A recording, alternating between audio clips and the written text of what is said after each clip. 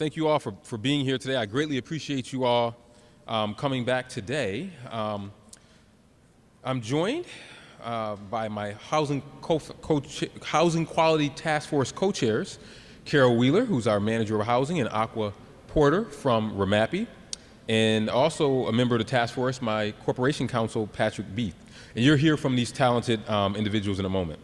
As many of you know, I announced the formation of the Housing Quality Task Force back in February 2022. They presented their recommendations to me before their due date, which was at the end of the year, which was a good sign. And we started acting on those recommendations immediately. And I committed to giving regular updates on the work that continues to be done. And today we're here to highlight some of those accomplishments that we've made since the last update, which was in September 2023. I think that these updates are extremely important because, as many of you know, you have these reports. And what happens to these reports? They sit on a shelf and collect dust. We want to make sure that that does not happen. And I will tell you that Aqua, who's an external representative for the city, has made clear and has said, Mayor, you got to make sure that you update and benchmark to show what progress we're making. So I continue to look for thoughtful and intentional action, asking each member of the task force to dig deep and lend their expertise to create a hope-filled city that's filled with opportunities. As you know, housing is a hot topic. I was at the U.S. Conference of Mayors last week. It is a hot topic in every city in this country, and Rochester is no different. City agencies continue to meet and have formed subgroups to address specific initiatives to move the needle forward. One thing we've learned is that we may not have billions of dollars to make this difference, but we've learned that through this process, if we can work together, people internally and externally at the city, we can accomplish a lot more when we work together and listen to people. This is not a me thing. This has to be a we thing in order to make it work. And we've made notable progress in a few key areas, which you'll hear about. Code enforcement. As you know, that has been a conversation and a challenge for many people. Code enforcement. Facilitating responsible ownership. Repair and improvement programs. City Council just passed legislation that I submitted last night to increase by a substantial amount dollars for repair and improvement programs, and increasing the supply of quality housing. And the thing I'm proudest of is the work we're doing to hold landlords accountable. The city's housing attorney, which is very unique to Rochester, is dedicated to this issue and has been a much needed piece of the puzzle of our code enforcement efforts. We increased the number of city code enforcement officers and continue to go after non-compliant property owners. As I said, we want to send a message to folks that if you are not a responsible landlord, you shouldn't be in the business. You just shouldn't be. You should go pick something else to go do.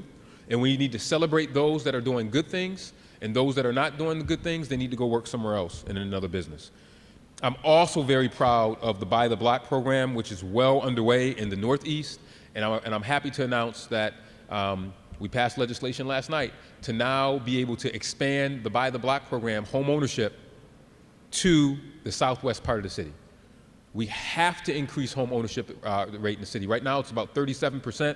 It's even lower for African American and Latino homeowners. That is one of my top goals, and it's why the Office of Financial Empowerment, Neighborhood and Business Development, their jobs are to help us increase home ownership in Rochester. We have to do that. That is how we create generational wealth, and we have to find innovative ways to do that. And Buy the Block is allowing us to actually build new units, which hasn't been done in Rochester in a generation. I'm also excited to have the team here to share more details on their progress, and I expect them to come back in another, we say 6 months, but we may do 3 months, because I think that so much is going on that we're going to have to come back in another 3 months, not 6 months. Too much is happening. So we'll probably come back in another 3 months to give another update. And now I want to invite my good friend Aqua Porter to come up and share her thoughts on these efforts and what Rochester Monroe County Anti-Poverty Initiative is working on. What RMAPI is doing ties right into this. Housing is a major, you can't have a conversation about poverty without talking about housing. You just can't. But also talking about income. You can't have an income conversation without talking about housing. So the work that RMAPI is doing in this space, in terms of their economic mobility, upward mobility work is absolutely critical to this conversation, and it's why Aqua is so suited to co-chair this effort. And I'm glad that she has continued to be involved with this, even though I only told her I was going to give her like 90 days. She's still here with us, and I'm so grateful for that. So Aqua. Thank you. Okay. Good morning. My name is Aqua Porter, and I'm the Executive Director of the Rochester Monroe Anti-Poverty Initiative and co-chair of the Housing Quality Task Force. And I understand the power of partnerships. When Mayor Evans reached out to me in 2022 and told me his plans and asked if I would join him to address housing quality, I knew that he understood the power too. Inviting people to the table to help find solutions can sometimes, though, slow down efforts or muddy the waters, but this was not the case with the group of people that were invited to create solutions around housing quality. It was an extraordinarily dedicated group of people, including housing advocates and providers, the government and nonprofit leaders. And as the mayor said, we were committed to not only coming up with solutions, but continuing to discuss and see how those things were being implemented. And that's exactly what's been happening. From the start, it was apparent to everyone in the group, who all had a passion for housing, that this would be a considerable challenge. But the mayor was undaunted in making sure that we were on that mission. By partnering together, we agreed that we could try to address these issues in a more robust and actionable way. And we met weekly for, I don't know how many weeks that was, but a lot, to really understand the scope of the problem. We only had 90 days, but it felt like we were meeting every day. And now that the initial recommendations have been made and the work is underway at the city, the staff continues to meet bi-monthly to continue the work that we all agree need to get done. They've convened meetings and they've included other city staff and individuals with expertise and have done a really wonderful job of taking the lead on these efforts. The entire effort is being spurred on by steady transformations that we are achieving and the urgent needs to address the urgent needs of the community.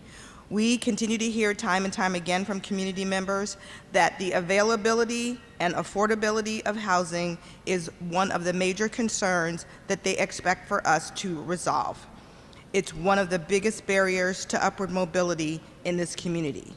And that is why our MAPI has expressed our vision for the future, where everyone in our community can live in safe, inclusive, and opportunity-rich neighborhoods, and why our 2024 policy agenda has also set a priority to increase affordable housing options throughout Monroe County. I look forward to joining you all for the next update, which apparently is in 3 months, on these critical issues. And now I'd like to introduce the co-chair of the task force and the city's manager of housing, and my good friend Carol Wheeler.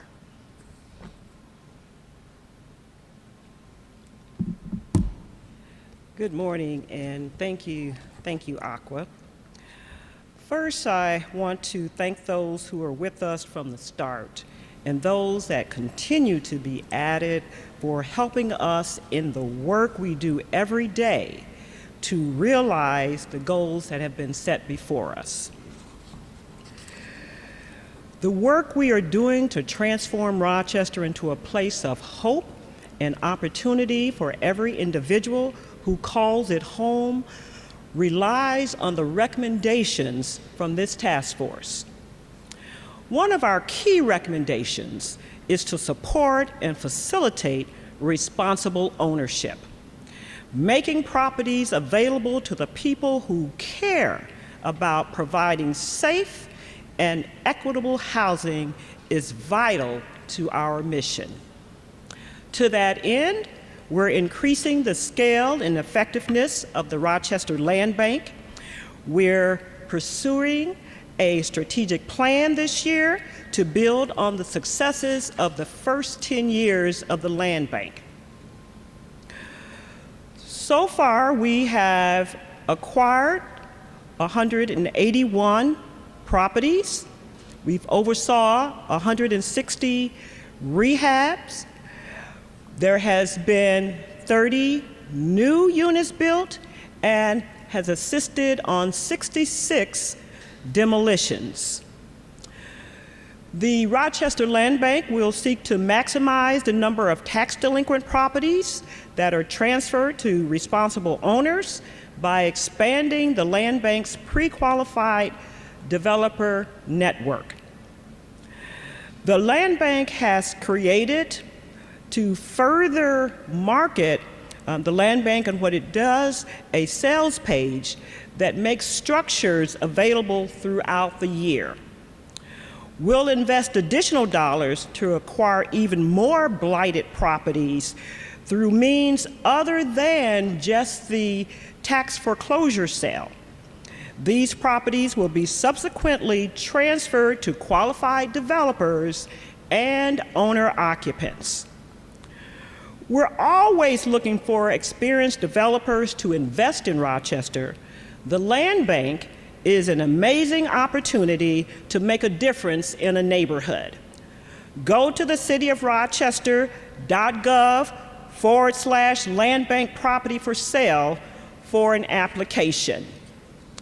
Additionally, to make sure we are broadening and growing our developer base here in the city, the land bank has an RFP due this Friday for experienced Black and Latino contractors and developers to rehabilitate structures in the land bank inventory. This RFP is designed to encourage eligible Black and Latino owned entities to register with New York State as minority-owned business enterprises, or MBEs, and to foster the land bank's relationship with current and prospective MBEs. Now, there's still time to get in on this opportunity. For more information, visit cityofrochester.gov/land bank. Also, the city's repair and improvement programs are essential for tenant and neighborhood safety, offering aid for immediate needs. The city and its housing partners address those needs through several programs that have both proved effective and practical. With the first one, the Emergency Hazard Abatement Program, the city hires contractors and bills the landlord if that landlord fails to correct those safety hazards immediately. This program restores essential health and safety and avoids displacement while holding landlords accountable for the costs. The Renew program is a local backbone model that integrates multiple housing agencies, services, and funding streams designed to provide whole house rehabilitation. The Renew program allows us to improve housing quality and sustainability so that our community has healthy, age-friendly, and energy-efficient housing. The city will continue to fund its own improvement grants and loans to owner-occupants and compliant landlords in low-income areas. However, the city needs general contractors, licensed general contractors, to do this work. And there are many opportunities for them to participate. So please, please visit the City of Rochester's website, cityofrochester.gov/home repair grants for more information, or call 585-428-6963 to be put on our approved contractor list. We're also increasing, which is very important, the supply of quality housing. Some city neighborhoods have experienced decades of disinvestment, resulting in profound and ongoing challenges we see today. By the block, with the Office of Financial Empowerment, we're offering assistance and training for folks who are interested in purchasing a home, but they need just a little extra help to qualify for that mortgage or on the cusp of qualification. But By the Block, it is working to strengthen these neighborhoods by generating investment and creating excitement. By the Block is supporting current and new homeowners by investing in clusters of high quality, affordable, owner-occupied housing in which homeowners spend no more than 30% of their income on housing. Of this first By the Block, 24 homes were planned. And in this first phase, there has been 13 homes that have been completed. The families have moved in. They are very happy. And 6 more are underway, and the rest will be completed before the end of this year. Now, you did hear that the mayor mentioned that we are looking to move on into another neighborhood for By the Block, and that will be in the Southwest. And we're looking forward to that happening later on this year. Our investments in affordable housing don't end there. With local and state partners, we are currently working on several new affordable housing projects. And some of those include, and you probably have driven by, the Center City Courtyard project at the corner of Plymouth and Main. That's going to be over 100 new units of housing at that location. Parliament Fairfield in both the Southwest and Northeast quadrants. The uplifting and improvements to those properties. Federal Street, which is a scattered site project underway in the Beechwood neighborhood. Alta Vista, which is located in Center City, another affordable housing project which has begun, and nearly 100 new units being constructed there.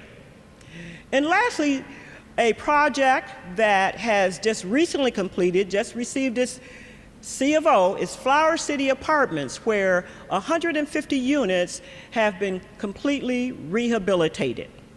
We're making solid progress, but we realize that there is more to do. The task force is confident that with the partners we have here in Rochester, in the county, at the state, and at the federal level, we will continue to make headway on these critical issues. Next, I'd like to bring up Patrick Beath, our Corporation Counsel and a task force member. Thank you, Carol. As you see, this is, before Patrick comes up, this is absolutely critical. The building of more units, the availability of home ownership opportunities for people, you have to be able to create the inventory for people to have a place to be able to lay their head. And now Patrick's going to come up and talk about something that I use, that I talk about regularly. You often have heard about the lack of teeth. We've heard about the lack of teeth that some of these things had, and we passed legislation that we codified in law to make sure that we kept that teeth. And if you guys remember what I said last year and the year before, I said that we're going to use what? Saber-toothed tiger teeth. And this is what I keep on my desk as a reminder for Aqua and the task force members and my friends at the Tenants Union, that we can do all these things, but if we don't have good enforcement for people who are bad actors, it won't make a difference. So we have to make sure that we have that saber-toothed tiger teeth to make sure that people are living in good quality housing without mold, with furnaces, and not having broken windows. not living in a place where they are forced to live there, not knowing that there's nowhere else for them to go. So they're not saying anything about the derelict properties that they're living in. And for too long in our city, we have had people that have lived there. And we still have a long way to go. But with our partners and making sure that we have teeth, not dentures, we want sharp teeth. That is extremely important. And to do that is, well, we have to have the incentives, you have to have the carrots and the sticks, and sometimes you have to have the stick. So the guy that is the stick on this area is Mr. Patrick Beath. So Patrick, if you just want to come up and say a few words about the enforcement piece.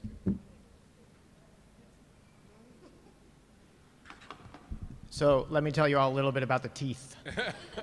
The law department is continuing to hold landlords accountable through two prime mechanisms, legislation and litigation. Let me talk about the legislation first. Last year, we passed a law that established a vacant property registry. That becomes effective this month. By the end of this month, any property owner in the city who's got a building that's been vacant, unoccupied for 60 days, needs to register that building with the city. They have to do that because we need to know what all these properties are, because vacant properties are a risk to the city, a cost to the city, a risk to the people in our neighborhoods. They're more fire prone, they're more subject to illicit activity. We want to know where those buildings are and take care of them. And the owners have an obligation to get to us a plan to rehabilitate that building and get it occupied again, or to demolish it. If they don't do that, we're going to charge them significant fees. And the fees increase depending on the size of the property and the number of units. Why? Because the larger blighted properties cost the city money. They cost us money in code enforcement, they cost us money in fire protection, they cost us money in crime prevention. In addition to that legislation, we're also requiring under the vacant property registry and the building registry that if you are an LLC that owns the property, you've got to identify to the city all the members of your LLC. We want to know who's behind that veil. Why? Because a lot of times these properties are owned by a single property LLC, and we have no idea who the individuals are behind them. But once we know who that is, we're going to start to see patterns, right? Irresponsible individual landlords are going to be evident to us once we have those names and we can start connecting the dots better. And that brings me to litigation, the other prong that the law department is doing. The mayor has a saber-toothed tiger on his desk. I have a saber-toothed tiger in an office on the 4th floor. And he is non-stop. He is bringing landlords to court, and I'm not talking about landlords that own one property. I'm talking about landlords who own a portfolio of properties and are not keeping those up to code and are not being fair to the tenants. Since my saber-toothed tiger started, he's brought 36 cases against properties. 36 cases, that's not 36 properties. It's 89 properties. That's 505 residential units. How many total violations at the time we commenced those actions? 3,750. This is not the only way we attack code violations. Landlords get notices and orders first, and the good landlords read the notices and make the fixes. If they don't do that, they get a ticket. Some people don't like to pay the ticket, so they'll make the fix. The folks that we're taking to court are the people that ticketing doesn't work on. The fixes are going to cost way more than the tickets, so we force them into court.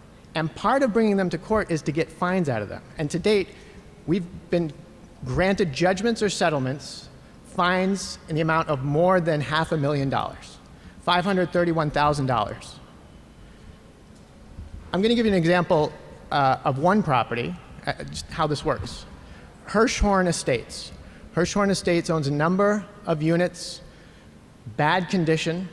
We took them to court. We got a judgment of over $250,000 against them. We got an order that they have to make fixes. Now, they never showed up to court. They defaulted. So you might say, well, then what good is that if you can't even get their attention? We've got their attention because their lenders found out, because they're all part of the lawsuit too. And they've all started to foreclose on Hirschhorn properties. And they've assigned a receiver to get the codes back, to get the properties back up to code. and to collect money so that our judgment is satisfied. So to the community, that is what my saber-toothed tiger, the mayor's saber-toothed tiger, is up to these days. Thank you. Thank you. We'll get to questions in 1 second.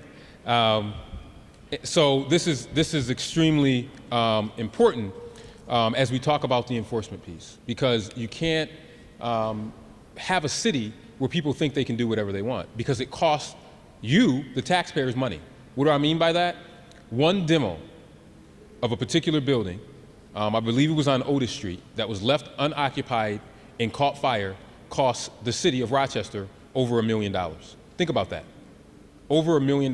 We just incorporated dollars yesterday that just passed City Council to increase our demos. It's dangerous, and people need to be held accountable. Now, granted, we are going after the money that the city paid out of that $1 million to go after the individual that's responsible for that, and we will continue to do that as we seek to make sure that our city is a place where we can be proud of. This wouldn't happen in any of the surrounding towns. It just wouldn't. So why should it happen in the city of Rochester? And it's important for our residents to know that they should have a high level of expectation. Sometimes our residents are surprised when we say, no, it's okay for you to live in a nice building.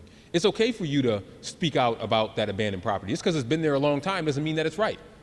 So we want to make sure that we get rid of those blighted properties and get those down.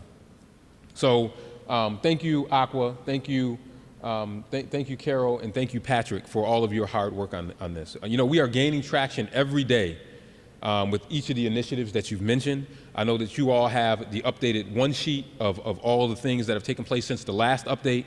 And I want to be clear that the city is here to support landlords, renters, and homeowners. We all have to work together on improving. I'm not interested in pointing fingers, because none of us are perfect. But by working together, we can make a more perfect city, and thereby making a more perfect union. And we are grateful for the landlords who work diligently to offer quality housing to the residents of the city, and we know that many of you still may be recovering from the pandemic. And I meet with so many good landlords on a regular basis. But there are some that aren't good.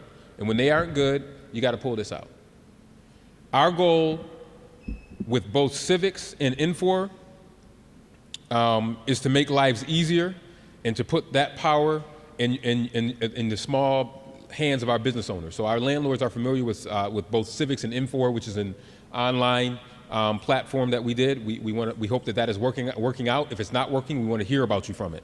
We're going to be hosting another landlord summit this year, so we can continue to work with you and have you help inform what we do at City Hall. We talk to everybody. I just met with the tenants union last week. This week, I meet with landlords periodically, so we want to hear what folks have to say to help us improve this issue. We cannot do this alone. This has to be an all hands on deck. And as Carol mentioned, affordable housing in every neighborhood is key to keeping of the fabric of our city intact. If we don't have that, you do not have a city. And I want to end with these numbers, because I think that they are very, very important. Since I started in 2022, I've only been here 2 years. It feels longer sometimes. But we've completed or started projects to build or renovate over 1,535 affordable units, including 67 extremely low-income residents and 666 for very low-income residents, for a total investment of an astonishing $674 million, over $500 million in just 2 years. So we have a long way to go, but imagine where we'll get to in 4 years if we're able to stay on this trajectory. And I'm hoping that with the support of our state partners, that we will be able to keep that number going. I want to be at $1 billion, and I think that we can get there by working together. These units are peppered throughout the city so that we're no longer just regulating affordable housing units to just certain sections of the city. Think about that. We want affordable housing units downtown. We want them in the South Wedge. We want them in the 19th Ward. We want them all over, because we want to make sure our city neighborhoods works best when we integrate everything in neighborhoods together. And that's a hard thing to do, but that is what we're working on. We're doing that we did that with Interloop East. You see it. You see that we're doing that with Interloop East, Central City, which you just saw. You can look out the window here. Carol mentioned the new property that's being they're moving quick. Center City Courtyard, they are moving quickly on City Courtyard. That's a stone's throw from City Hall, and those are mixed income residents and low income residents living side by side. You should not be able to tell the difference. You should not be able to tell the difference. All of the units should be nice, and all of the units will be nice, and that is what we push for. So we all have a role to play, and I'm thankful to our partners and your willingness to roll up your sleeves and help us work to get ahead of this. So we'll be here for another 3 months, not 6. We're going to come back in 3 months to provide another update. And with that, I will take your questions. Deanna? Yes, actually, this question is for the two co-chairs, Aqua and Carol. I was wondering, certainly there was a huge round last week, I covered it, and I found in the rental watchdog that the rent prices in Rochester increased from 22 to 23, 11%. So if, no matter how much housing quality is improved, people can afford it, it matters little. So I'm wondering if you believe that rent control should have been a part of your recommendations. What are your feelings on that? You want to talk about it? You want to talk? Yeah, I can add it. Okay. I can jump into it. Go ahead. Get out the mayor. When we think about rent control, we think that it impacts all rental property. And that's not necessarily the case. There is definitely to determine whether or not your city is even eligible for rent control. It is a process. It definitely takes time. And rent control is just one thing. But what is really important is that we actually address other housing issues as well. And one of the most important keys to affordable housing, yes, we can build, and we are building, new affordable housing units that will attract and will be affordable to very, very low income households. But where we are, and what our studies have shown, is that Rochester has a very serious poverty issue. So one of the things that we need to do in conjunction with, yes, increasing the number of affordable housing units, is making sure that individuals have income, increased income for economic stability. That's something that's very, very important. So yes, we do want to look at that, but that is not the end-all, be-all. So you don't have a definite position for it? Well, I think that, well, a couple of things there, I think, from the city's perspective, is that there was a rental vacancy study that was done 2 years ago that showed that we were not eligible for opting into the stabilization project that's offered at the state. And now there's another there's talk about whether or not we should do another study, which we are engaging in to see if that is possible. We may or may not. I think we're in conversations with City Council to see if we're going to do another study. But I think overall, you have to know that there are no silver bullets here to address these housing issues. First off, when you have the top 5 poorest zip codes in New York State, 3 of them are in the city of Rochester. Top 25 poorest zip codes in New York State, 5 of them are in the city of Rochester. So we have to look at this from multiple angles. And then you also have to remember that the stabilization is for properties that were before 1974 in 6 or more units. If you go on Magnolia Street, which is probably 90% rental, that's not 6 or more units. So you have to look at how you address this holistically. As I say to people, there are not any silver bullets. We have to look at ways that we can, number one, increase income through workforce development to make sure that people have more dollars to be able to meet rents that are there. You have to make sure that you build more affordable housing, affordable housing units, and that you get units that are dilapidated offline and replace them with units that people want to be able to live in. So that's helpful. And then also making sure that we have first-time homebuyer programs that help people who are paying more for rent to be able to transition into home ownership, to be able to further stabilize neighborhoods and get people more housing. So I think that are all things that we have to do. And what I'm encouraging people to do is to look at it an all-above approach. So another rental study, that could happen. That's a possibility. But even if we have that, and let's say, for example, it meets the qualification of 5%, that's still not going to solve all of our other problems. But I get why people want to look at that, and that's something that we may be looking at doing another study to see if we qualify. But we have to be prepared for plan A or B. What if we don't qualify? What do we do then? And if we do qualify, how does that still solve the problem of the 2 to 3 units that we have scattered all throughout the city, where, by the way, the bulk of our renters live? That's where the bulk of our renters live. Considering the fact that only 37% of landlords participated in the last vacancy study, would you support another vacancy study? I think if we can find the dollars, I think it's something that we're going to look at, and it's something that we're having conversations with City Council about. So we should have more to come on that soon. Yes. Is what our standing is. Can you speak up a little bit, Isabel? Sure, let me come up here. Sorry. Coffee has a piece in it. Yeah. In terms of just with the guidance that you're giving to new homeowners as well, and kind of in conjunction with the stabilization, for continuing once they get, into an affordable housing location, is there anything in the plans to help with nearby accessibility to either grocery stores or employment places? Yeah, I mean, that's a great question. But this is why, downtown, for example, which has mixed incomes all about it. For the first time, we hit 10,000 people living downtown. Part of where people live, they want to be near these amenities. So that has to be part of the conversation. Because regardless of the neighborhood that you live in, you hear that. We want a grocery store, we want a bakery, we want a cleaners, we want some of the basic necessities. This is why I'm so excited about the Bull's Head project, which will have housing in it.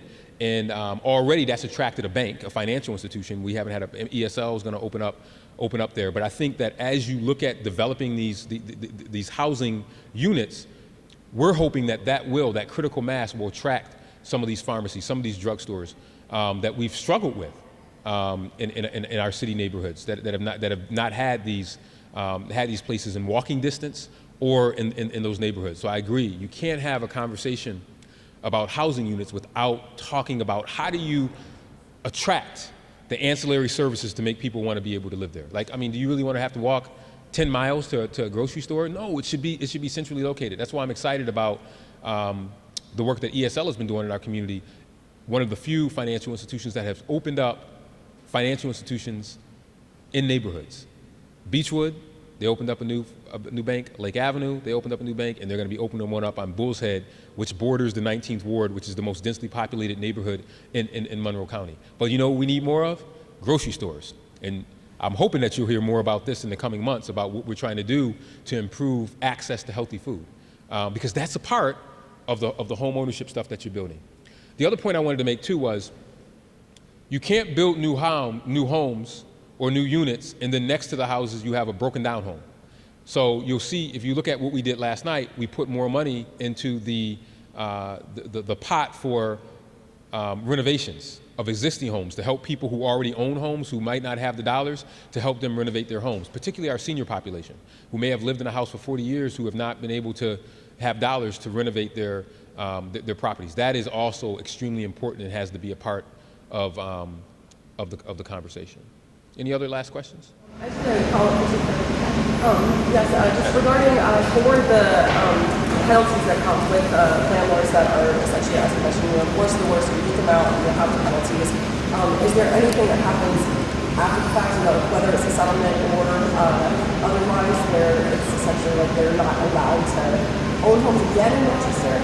Anything like that? So anytime we have a judgment or a settlement, there's a fine component, a money component, and there's also an injunctive component. They have to make certain fixes and then keep the property up to code. They also have to keep the tenants in there. There's a number of provisions that we push for, certainly in all of our settlements and all of our judgments as well. As far as barring somebody from owning property in the city, that's generally not something within our authority to do. You may be thinking of a recent instance in the city of Syracuse where the Attorney General was successful with a single property owner in basically getting an injunction to stop that property owner from owning residential property anywhere in the state. That is, the power of the Attorney General is sadly not the power of my office, but we're doing everything we can. So what is the greatest power think the greatest power in our purview is to bring folks to court to enforce our code provisions. And we can do that through a summary proceeding, which is set forth in our charter, so we don't have to wait through all this discovery and motions and blah. It's a much faster process. We get everything into the court, all the evidence, the notices in order, affidavits from our code enforcement folks, and it's all right there. There's no dispute to be had, and we get an order from the court right away, and then either the fixes get made or the landlord is held in contempt and we get a receiver and we do something else with the property. We've been very successful in having essentially two outcomes from these court cases. Either the owner fixes the property the way it needs to be fixed, or the owner throws their hands up and says, I can't do it, and sells the property to somebody who can. Gotcha. And the example you gave, Hirschhorn Estates, did you spell that? Hirschhorn, I believe the spelling is Hirschhorn.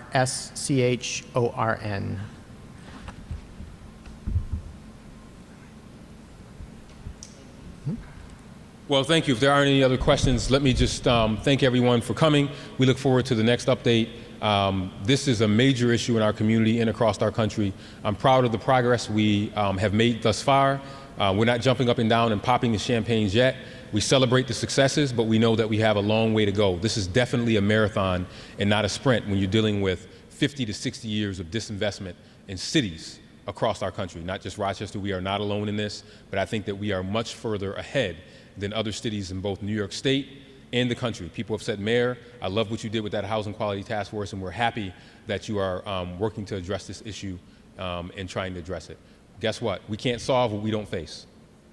And we faced it, and we faced it with saber-toothed tiger teeth. All right? Thank you, everybody.